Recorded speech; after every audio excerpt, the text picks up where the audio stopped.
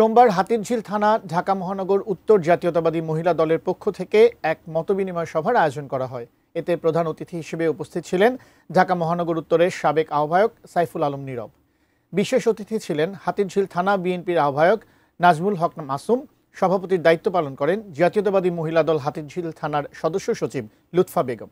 এছাড়া আরও উপস্থিত ছিলেন জাতীয়তাবাদী মহিলা দলের অঙ্গ সংগঠনের নেতাকর্মীরা। এ সময় প্রধান অতিথি বলেন, নির্বাচনকে সামনে রেখে এখনও ষড়যন্ত্র চলছে, তাই সবাইকে ঐক্যবদ্ধ হয়ে কাঁধে কাঁধ মিলিয়ে কাজ করতে হবে। যেটা বলে নির্বাচনের পরে কিন্তু আর ফুস করে না, নির্বাচন হয়ে গেলে তাদেরকে আর কেউ জিজ্ঞাসা করবে না, তাদেরকে আর এই এরকম চাঁদাবাজি করার কোনো সুযোগ থাকবে না। রাত্রে ৩টার সময় ৩০০ ফিটে গিয়ে হাঁসের মাংস খাওয়ার সুযোগ থাকবে না।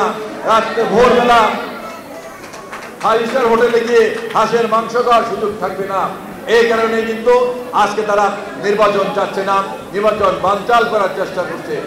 আমরা পরিষ্কার ভাষায় বলতে চাই, আমরা দীর্ঘ 16 বছর তারেক রহমানের নেতৃত্বে ঐক্যবদ্ধভাবে আন্দোলন সংগ্রাম করে দেশে শেখ হাসিনার পতন নিশ্চিত করেছি মানুষের ভোটের অধিকার আদায়ের জন্য, দেশের গণতন্ত্রের জন্য।